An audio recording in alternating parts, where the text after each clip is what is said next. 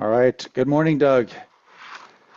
I don't know if you saw this, but the Federal Reserve published a note just the other day that talked about the concept of revaluing our gold reserves.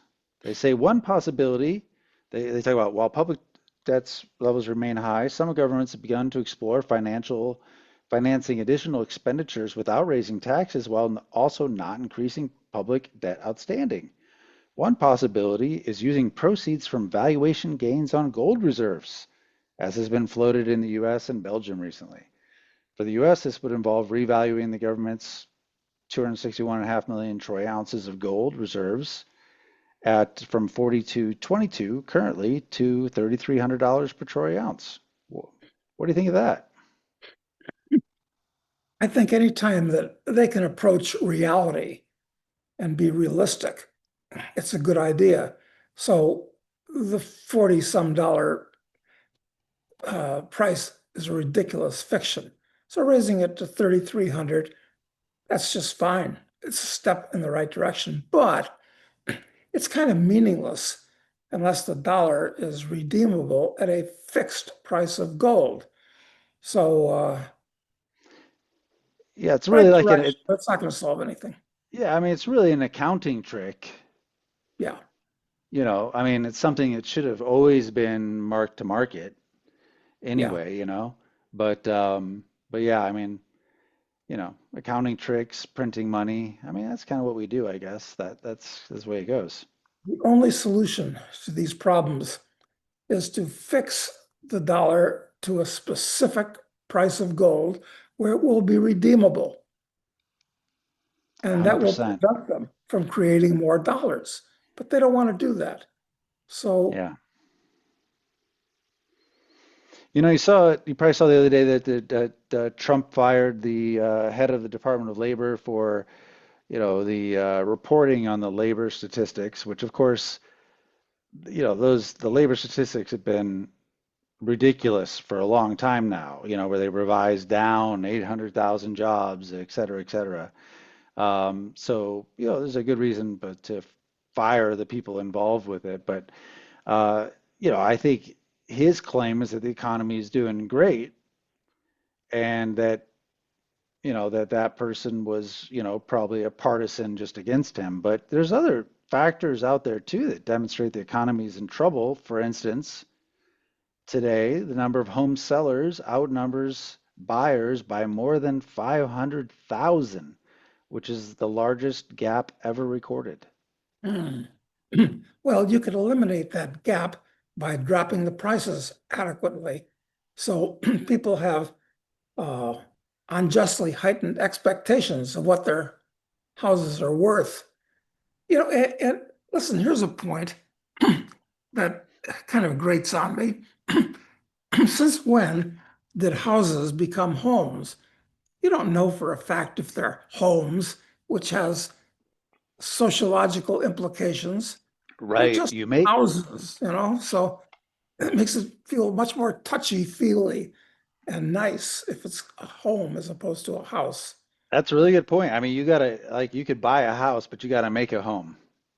Yeah. So, but this happens throughout the language. It's used everywhere. They use euphemisms and soften these terms wherever possible to make people feel good. Anyway, we'll see the degree to which these people drop their prices. But what They're was the gonna, other s- thing that, the other thing is that right now, 10.2% of aggregate student loan debt is reported as 90 days late. hmm, And I think 90 days late or more. And, that's the largest asset on the US balance sheet, if you recall. was that a fact? Uh, in other words, as an asset of the US government, it's the government's largest single asset. Yeah, Funny, debt, debt from the debt strap uh, plebs is the government's largest single asset. Well, I don't think they're going to get it because for the years that loan payments were put in abeyance during the great COVID hysteria, uh, people's spending ratcheted up to reflect the fact they weren't paying on that anymore. Now it's coming Exactly. back and they're in trouble. Right. And the interest accrued that whole time. So the debt is bigger than it ever was before. And some of these payments would be like, maybe it's $300 a month or $800 a month or whatever, but they got used to their lifestyle, to, like you said, totally adjusted to it. And now all of a sudden they got this gigantic bill, and obviously a lot of them are deciding not to pay it. I mean, and I think that's only going to grow as the economy gets worse. I agree. And you can't hide under the skirt of bankruptcy for student debt.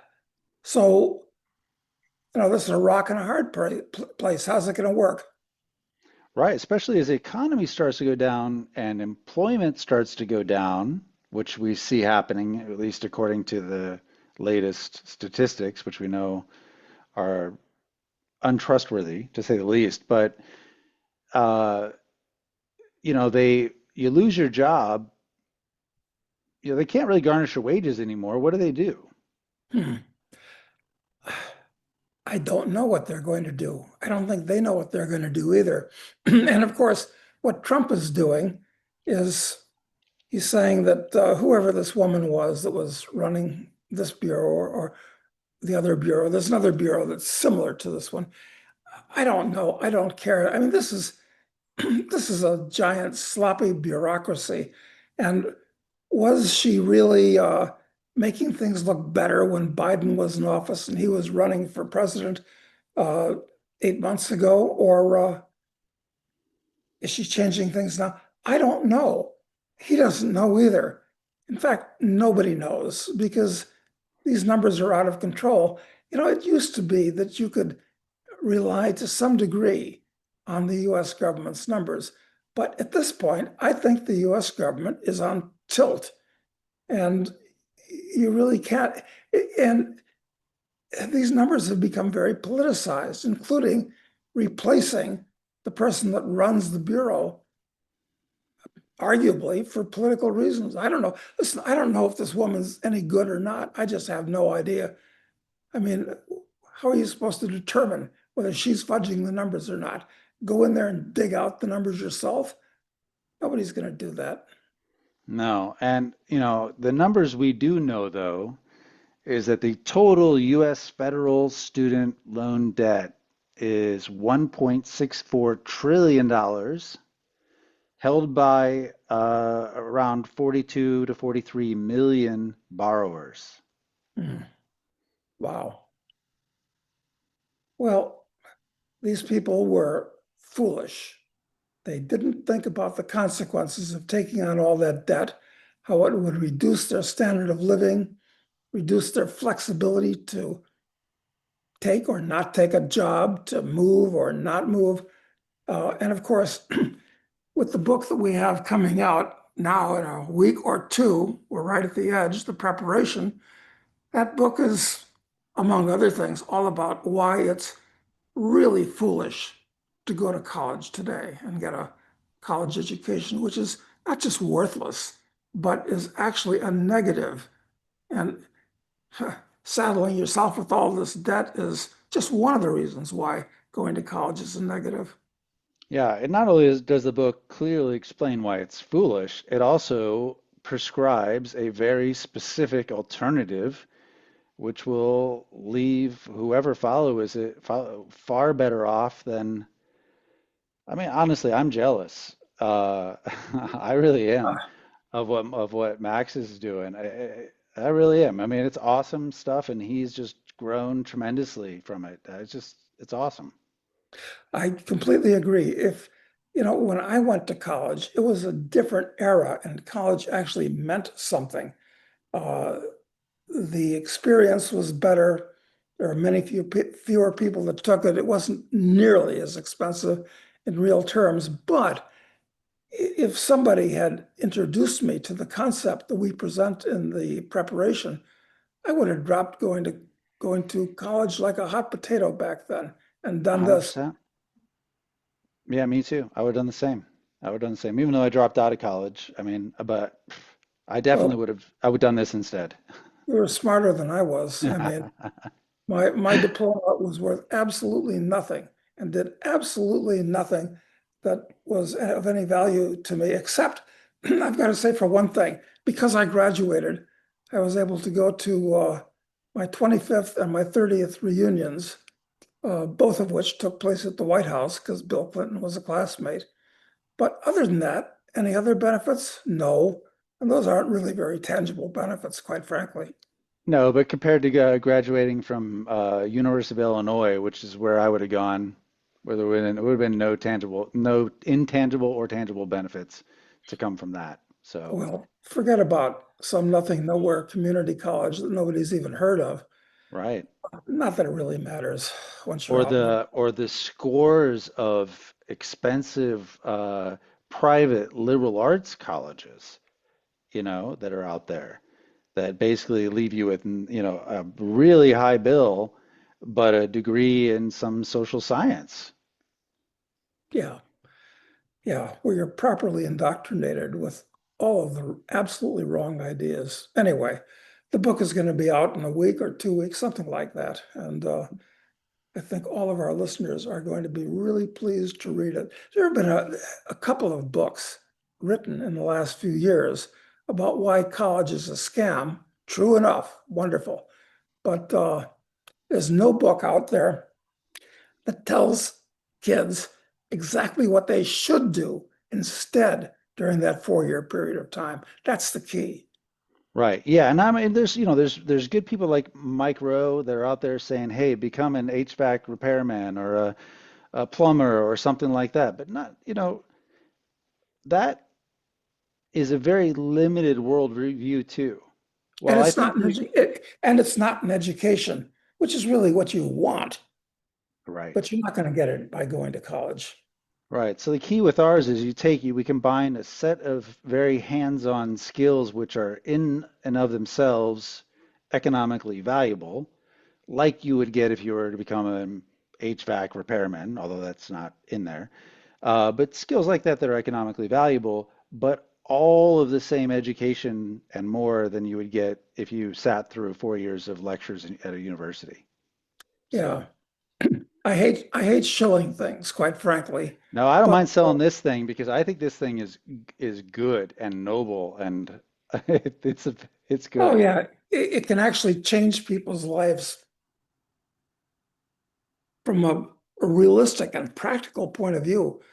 In addition to it, you listen, everybody listening to this, you got to buy the damn book. It's a big Yeah, deal. I don't think it's I have no shame shilling it all day long, honestly, as I've seen what it's done for Max. It went from a boy to a man sometime in the last 2 years. I can't peg exactly at what point it happened, but he totally changed.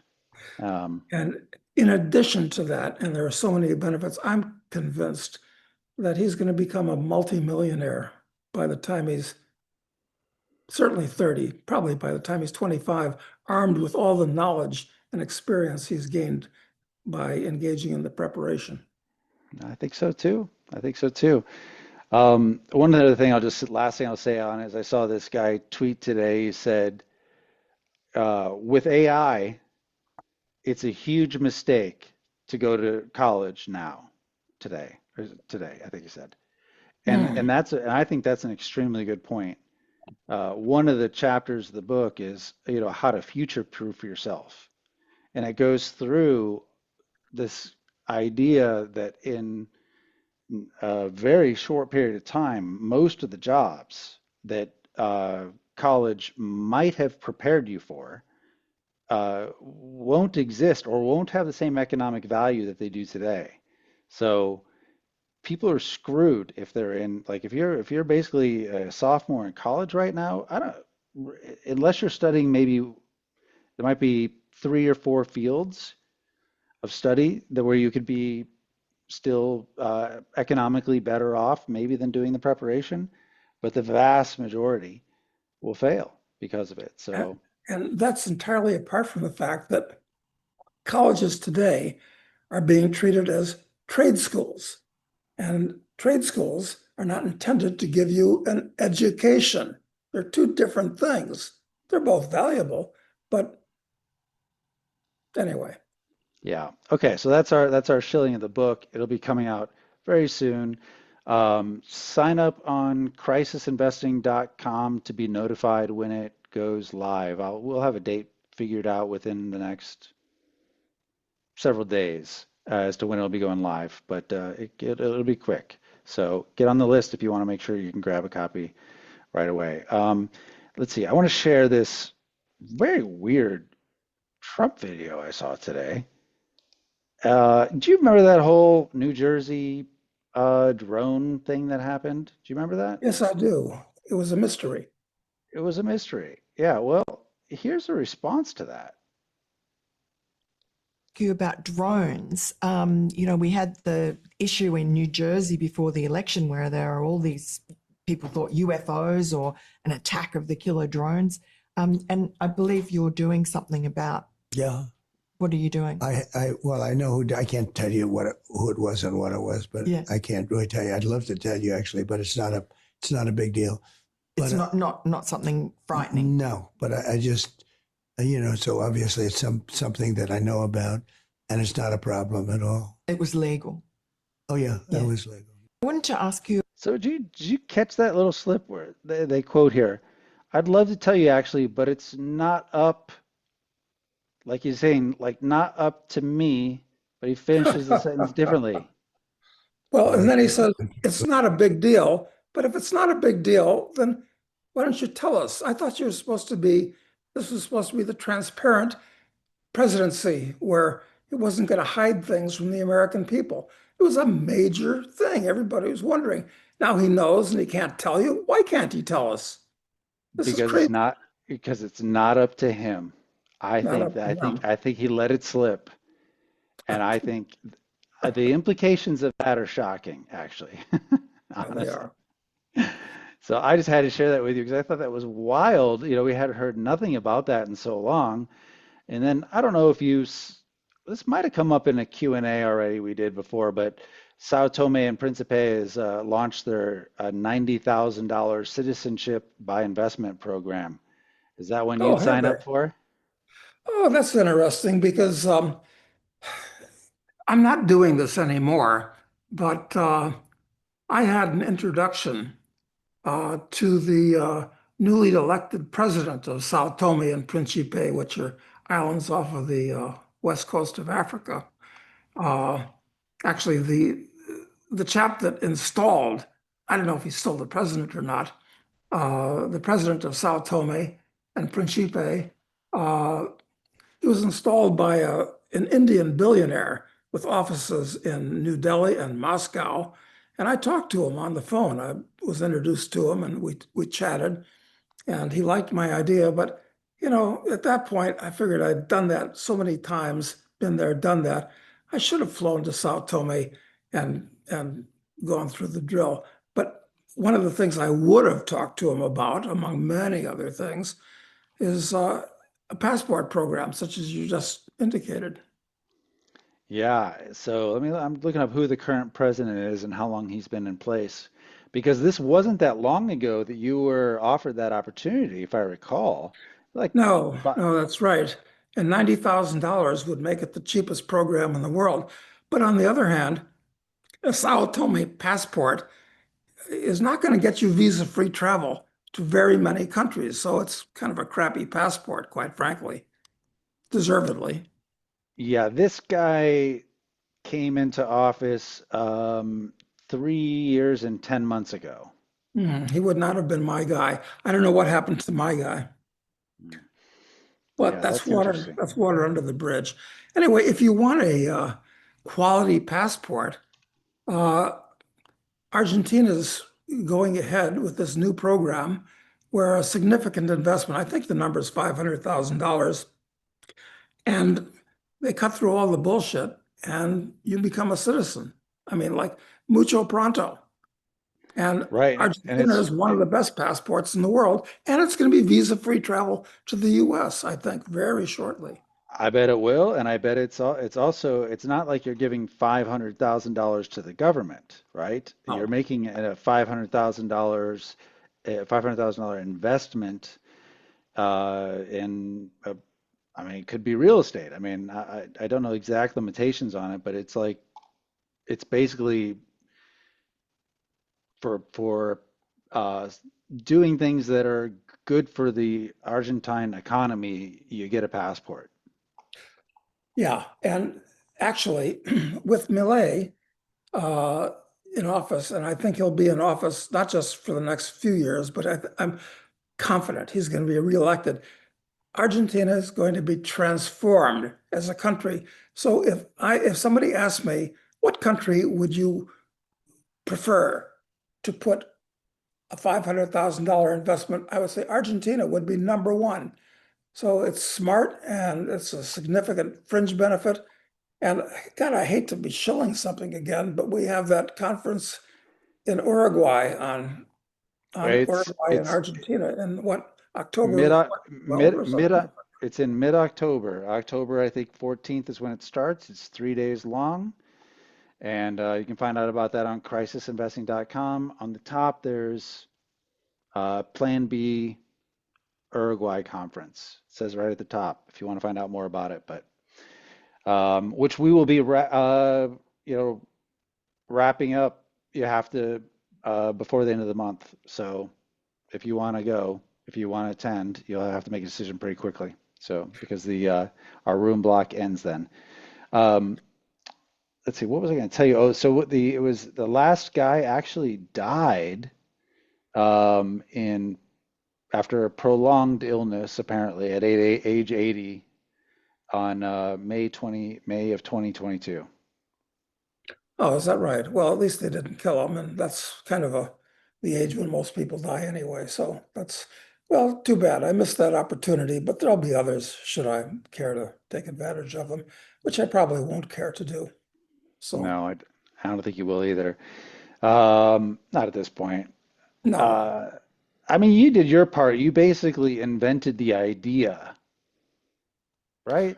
second of economic citizenships. Yes, I did in So Dominica many who years ago. cares if you convince another country to set up a program? It's your brainchild. So I think that's legacy enough. Not that you care about legacy. No, but I get some psychological gratification from it. That's very nice, of course. But there was something else that we were chatting about before we got on, and that was the fact that the Boy Scouts seem to be in steep, if not terminal, decline. It feels like terminal. I mean, the numbers that you told me, I believe, was 4 million in 1985, 1985, and and now it's about 1 million. I mean, and that is a huge drop off, especially considering that the population of the US is about 50 million people more than it was in 1985. So why and does anybody want to be a Boy Scout anymore? and, I was a Boy and Scout. sorry, I didn't mean to keep interrupting you. And 1 out of 5 of those scouts is a girl. Yeah, which is a bad idea, frankly. Yeah, not we're not counting the Girl Scouts. The Girl Scouts is still there too, and has greater participation than the Boy Scouts does. And 1 out of 5 of the Boy Scouts is a girl. They don't even call it Boy Scouts anymore. It's just called Scouts. Scouts. Well, wait a minute. If girls can join the Boy Scouts or Scouts, why can't boys join the Girl Scouts? That would be logical. Presumably they Maybe that's can. I just stupid. don't know like how many boys Want to are join a Girl in. Scout troop? Hmm. Yeah, especially since they still call it Girl Scouts.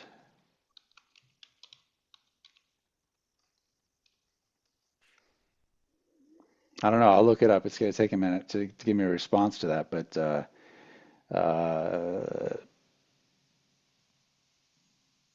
technically zero. Huh.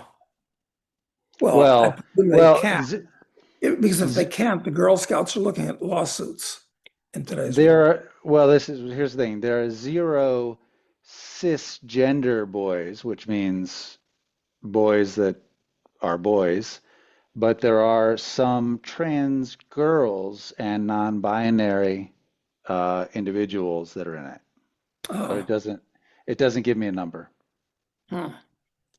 Well, maybe they ought to have a separate division for overt sexual weirdos.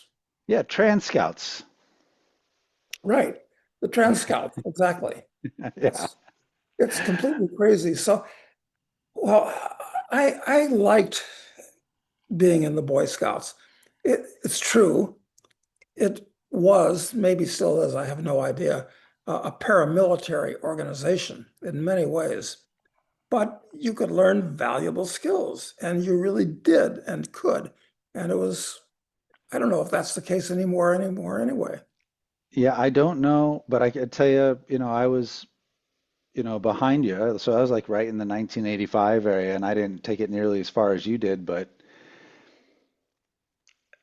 you learn real things, real adult, real things of independence, real skills that adults would use. I mean, real stuff. Yeah. In a way, uh, I think I How described to, it to you in a how way to earlier. tie knots and the different kind of fires you can build and how to construct them and how to construct shelters in the wild and, you know, all But they kinds of also stuff. It was they started worthwhile. adding stuff like electronic stuff and things like that to it Mm, too, though. So there were other, yeah, like real stuff, like know how things work and how to interact with the world physically. yeah. Instead of just all through a screen passively or as a consumer who buys stuff. And of course, the fact that everybody, all the kids today, well, everybody for that matter, lives on their screens means that they don't have the inclination to go out and do stuff in the real world, which the Boy Scouts always emphasized in the past. My guess is, Doug, is that, having, you know, kids of that generation, I really feel like it's not that they don't have that inclination. It's that there are so many rules about what they can and can't do.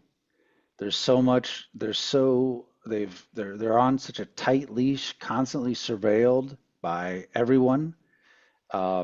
I think I told you, I got the police called on me because my kids were walking between my house and the park, which was like, not even a half a mile from the house in a very safe neighborhood. But they're like, why are these kids walking alone down the street? I Why aren't mean, they on leashes? yeah, there Right. should be an adult supervision of some kind. I mean, this is ridiculous. And luckily, the cop was like, oh, yeah, no big deal. But I mean, they could have made a huge deal out of it. There are instances where they have. So I think, and I see in my own kids, like a craving to go do something, just something. They want to do something. I think that desire still exists, but they don't know what to do. And this is what the book, Me Shilling Again, attempts to solve. Yeah. I know kids today have a tendency to be turned into hothouse plants, living in their bedroom or their basement, just playing with stuff on a screen. And most of it's not very productive. Well, maybe it'll be good if they join the military. They can fly drones and bomb primitive Yeah. people in rural countries. I just think the thing is they look at it and they go, if they live in a suburban neighborhood, they look outside, other kids aren't outside. No, So they think, what would I do out there? You know? right, right. Where do I go? Like so I think it's that young people need some direction about exactly what they can and should do and the benefits they'll get from it. And if they got that, then I think that they'd be okay. So I think, Yeah, I wonder if they could even make a movie like that movie Stand By Me with I forget the young actors yeah, that the played. guy who died, yeah. Right. I River mean, Phoenix. yeah, right. So it's about some four young boys, pre-teenagers, that are out wandering around and having adventures. That would be meaningless today to most kids, I think. I think so too, and sad because that was my childhood for sure. Yeah, mine too. Yeah. And we just did all kinds of stuff that just wandering around trying to find something to do, exploring, and I don't know. It was fun. It was good.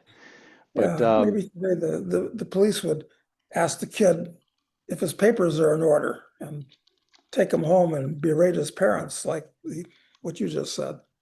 oh yeah, I mean my sister, her son was playing in the local, hanging out in the local park with friends when during park hours, but after dark, but park was still open, and cops came in and kicked him out. Why? It doesn't make any sense, but it happened. Yeah, so Stand By Me came out in 1986. So yeah, that was my childhood. I was 11. That's what it was. Well, that was just about the end of an era, just about. Yeah, I got to rewatch that movie actually. Um, One other thing is we talked a lot about Palantir lately. I wrote something on my personal blog about it. It was published on International Man too. Just kind of the thinking behind it, the genesis behind Palantir and how it's kind of pervasive. And it hit an all-time high. Stock markets, it's really doing extremely well. And there was a big article in the Wall Street Journal today about how they've become so intertwined with Washington. And I find it interesting because number one, Palantir is at the center of this control grid, really, because it is the thing that makes information flow and be usable, by all the data that's out there. So they're kind of like at the top of the pyramid in that. And they seem like they came out of nowhere. But the fact is that they've been, working, well, it was spun out of DARPA, first of all, and or the CIA, sorry, and the CIA was their first and only customer for several years, and they had signed new contracts under Obama and et cetera, and they're signing contracts now all over the world, so it's a huge deal at this point. So kind of Well, frightening, the really, where they're idea, taking I us. guess the idea is is to get all the information they possibly can on every individual human being from the many, many ways they can acquire it, including the billions of cameras. Maybe it's billions at this point, certainly hundreds of millions of cameras that are everywhere in the world monitoring things and keep track of where you are because of your cell phone. They know within a certain range. So this puts it together and they can, well, that article you wrote, where's that article? Where people should Yeah, read you that could, article. if you go to Smith Sense, SENSE.com, like common sense, smithsense.com, you could find it there. But it actually takes it from this original DARPA program called Theory of the Mind. And the concept was to get to understand the mind of your adversary and so that you could model out in advance how they would respond to things and also shape the environment around them to alter the decisions that they would make. And the example I use is Palantir, by the way, was very involved in COVID. It was also very involved in helping identify people for January 6th. It was also identified in targeting in Gaza and confirmed, and also has been used by the U.S. military. U.S. Army is one of the biggest contractors they have in both in Syria, Yemen, and Iraq, all within the last year.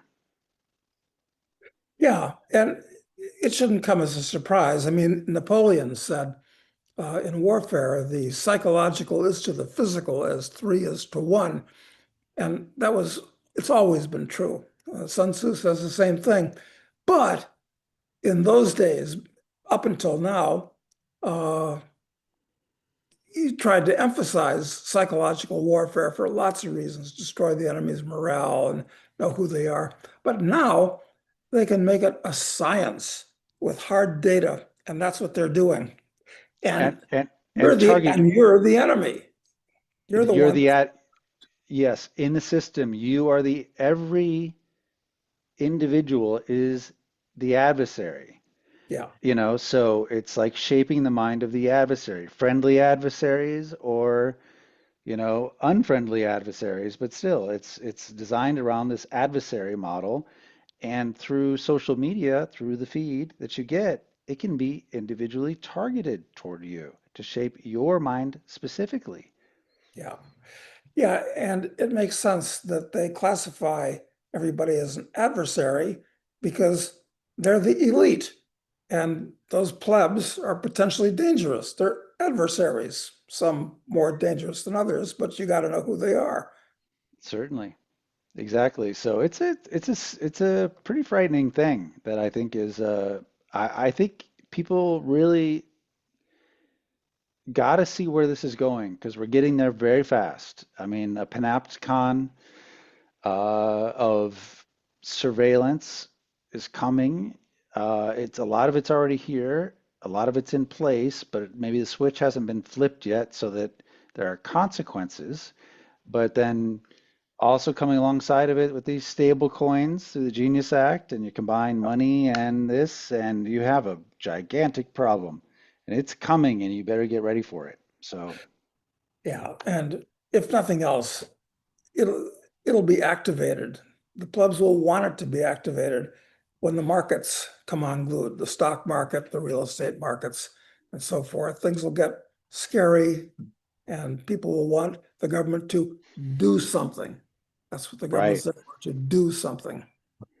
You know, a friend of mine, he goes by Parallel Mike. He's got a great Substack, good YouTube channel, great YouTube channel too. Very smart guy. He he's also been he's become friends with the you remember David Rogers Webb, who came up with this concept called the Great Taking, where he Oh, yes. explains how the legal framework exists essentially to take all the financial assets.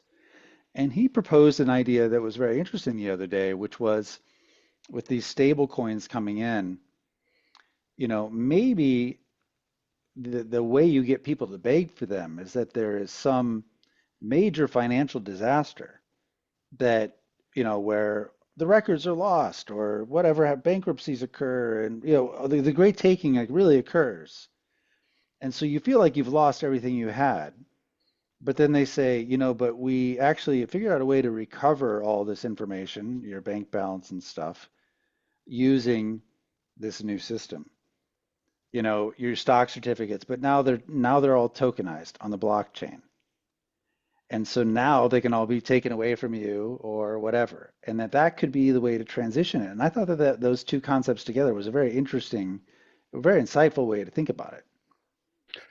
Well, I agree. And that is another reason why you should own physical gold and silver coins, because it obviates all that. And it's a reason why you should have a second crib outside your home country.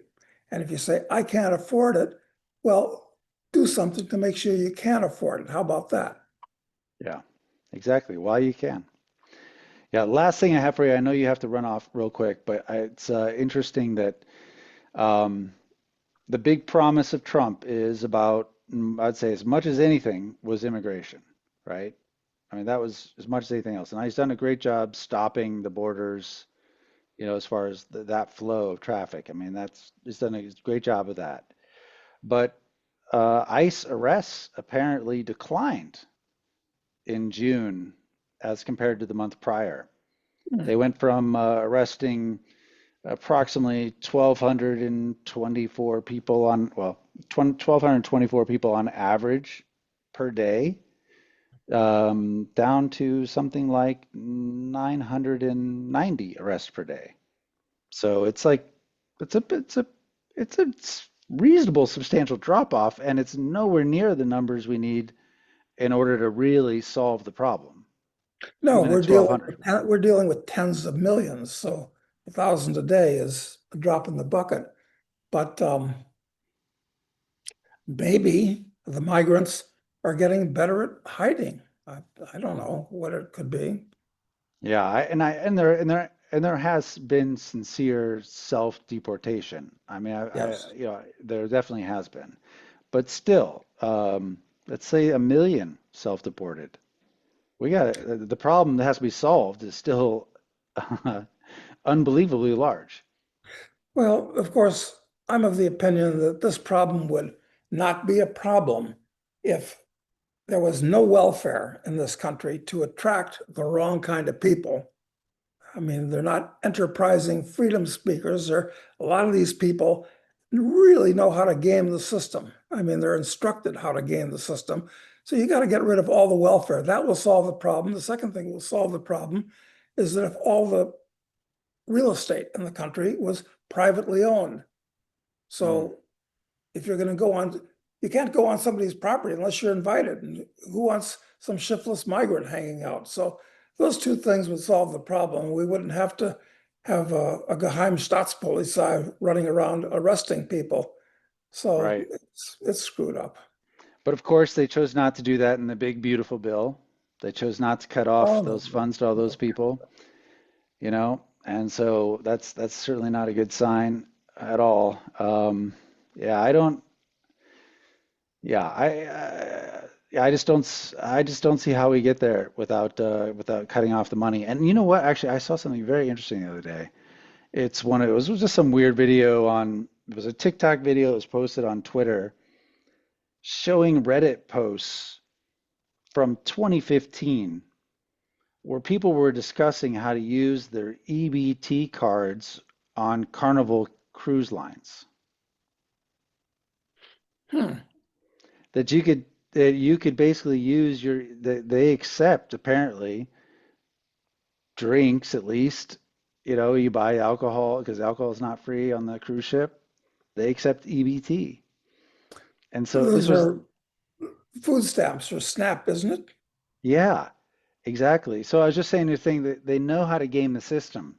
This is what I'm Oh, yeah. saying. Like the people who, get this largesse basically are like it gets communicated. All the little loopholes, all the little extra programs, all the other things you could do to squeeze more out of it.